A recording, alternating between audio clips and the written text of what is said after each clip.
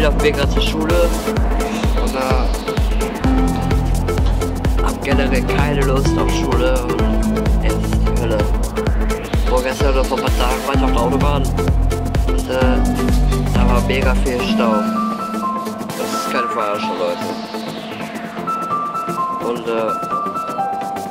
genau die Autobahn kam auch genau in den Nachrichten.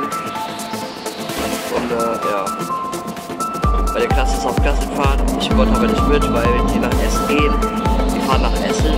Und Essen für Essen ist ziemlich nicht für die Stadt. Da brauche ich auch nicht mitfahren. Brauche ich nicht. Ich war letztes Jahr in Berlin und ja. Naja. Ich werde heute Nachmittag noch ein Video drehen oder gleich nochmal. Ciao.